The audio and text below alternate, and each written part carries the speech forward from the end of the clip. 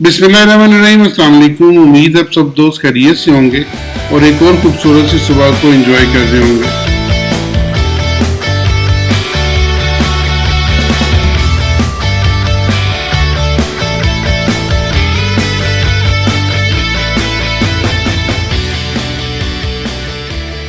आज हम देखेंगे कि मार्केट 16 फरवरी को किस तरह से मूव कर रही है और कौन कौन सी न्यूज़ मार्केट पे इम्पैक्ट डालने वाली है।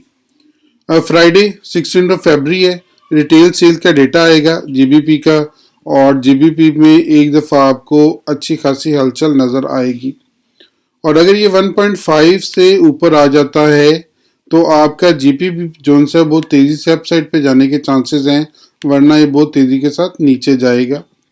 और इसके बाद 6:30 पीएम के ऊपर मेन डेटा है जिसमें कोर पीपीआई है, पर्सनल प्रोटेक्टिव, और इसके बाद इंडेक्स है, फिर पीपीआई है, फिर बिल्डिंग परमिट्स हैं, और उसके बाद 8 पीएम के ऊपर एक और डेटा है, कंज्यूमर सेंटीमेंट। मार्केट इन दोनों डेटाज के ऊपर डेफिनेटली रिएक्ट करेगी, तो इन डेटाज को अपनी नज़र में रखिएगा। और इस डेटा को अचीव करने के लिए आपको हमें ज्वाइन करना पड़ेगा। आप आएँ, क्योंकि उस टाइम पे मैं आपको लाइव ट्रेडिंग नहीं दे रहा होता, बल्कि आप लोग हमारे साथ ग्रुप में शरीक होकर और उस टाइम पे बेनिफिट उठा सकते हैं। अब चलते हैं गोल्ड की तरफ। एक अमेजिंग सी सूरत हाल देखने को मिल रही है कि बेस के ऊपर से गोल्ड उठा है 1984, जो मैंने आपको उस दिन नेक लाइन बताई थी कि नेक लाइन से गोल्ड उठा है और यहाँ पे अपने इस वक्त इंडिकेटर्स को सेट करने की कोशिश कर रहा है।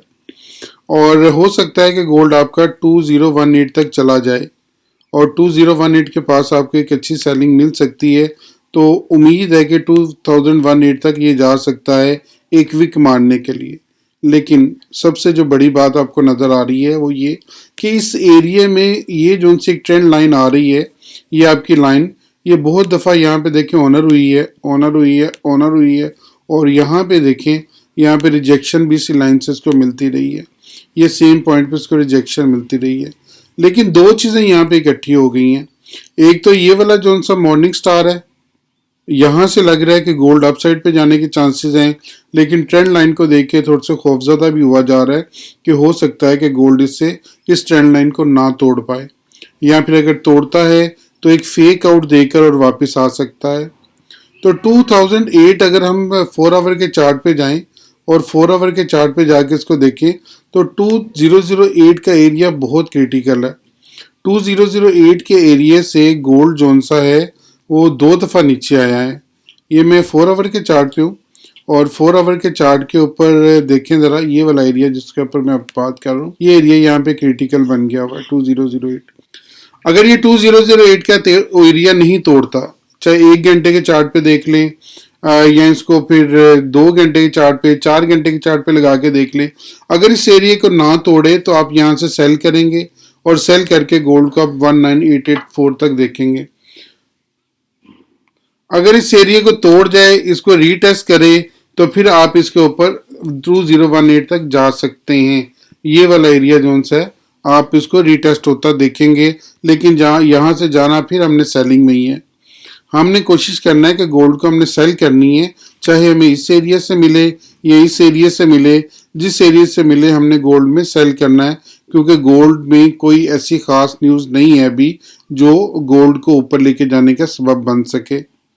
तो इसलिए अगर इस एरिया में मुझे लग रहा है कि अभी तक ये सिर्फ अपने इंडिकेटर एडजस्ट करने के लिए आया है, और काफ़ी हद तक गोल्ड 4 आवर के ऊपर अपने इंडिकेटर को एडजस्ट कर चुका है।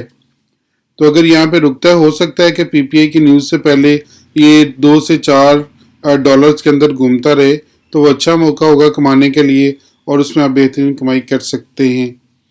अब चलते हैं यूएस ऑयल को देखते हैं, यूएस ऑयल ने क्या क्या कारनामे सर अंजाम दिए हैं कल, और फिर यूएस ऑयल में हमने क्या ट्रेड लेनी है। तो चलते हैं यूएस ऑयल में और यूएस ऑयल को देखते हैं कि यूएस ऑयल हमें क्या ट्रेड देने वाला है और हमने यूएस ऑयल में अपनी कौन सी ट्रेड लेनी है। यूएस ऑयल दोबारा अपने रेजिस्टेंस के पास है। कल हालांकि मैंने इसमें कहा था कि हम लोग नेगेटिव रहेंगे, और इसने इस एरिया को ब्रेक भी किया, और ब्रेक करने के बाद ये तकरीबन 75 पॉइंट और 50 तक आया, और वहाँ से दोबारा न्यूज़ के ऊपर, क्योंकि न्यूज़ के टाइम पे इसने दोबारा जंप लिया और ये अपसाइड पे चला गया, क्योंकि आपका डॉलर इंडेक्स कमज़ोर हो गया था, जिसकी वजह से बहुत तेजी के साथ ऊपर बढ़ा। अगर 78 के पास जाकर ये रुक जाता है, 78.30 से को नहीं तोड़ता, तो इसको हम सेल ही करेंगे और 76 तक ये दोबारा आएगा, क्योंकि अभी इस एरिया के दरमियान में आपका यूएस ऑयल मूव कर रहा है और अभी इससे ऊपर जाने के चांसेस कम हैं।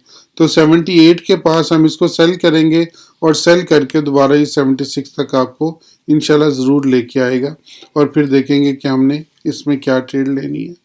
अब चलते हैं और एक नज़र देखते हैं बीटीसी को। बीटीसी जोन सा वो किस तरह से मूव कर रहा है और हमने बीटीसी में क्या ट्रेड लेनी है।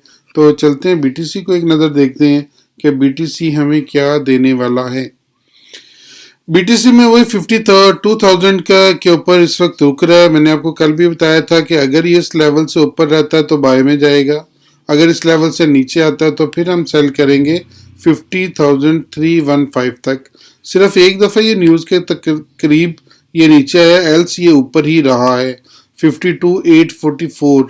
यहाँ से ये वापस इस एरिया में अभी रुक रहा है और रुक के देखें यहाँ पे अपना काफ़ी टाइम स्पेंड करेगा, और स्पेंड करने के बाद यहाँ पे डिस्ट्रीब्यूशन जो हो रही है, इस डिस्ट्रीब्यूशन के बाद इसके नीचे आने के चांसेस बढ़ जाएंगे।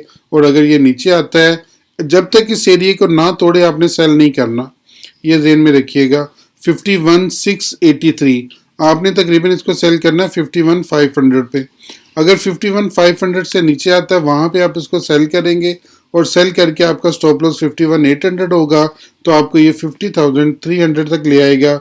इस एरिया पे वेट करेंगे और अगर इस एरिया को तोड़ दे तो फिर हम 4800 तक इसको देख सकते हैं। ये हमारा व्यू था बीटीसी में। अपना बहुत ख्याल रखिएगा, दुआ में ज़रूर याद रखिएगा। मैं आपके लिए बहुत दुआ गो हूँ। अल्लाह ताला आपको बेहतरीन ट्रेड का मौका दे। आमीन।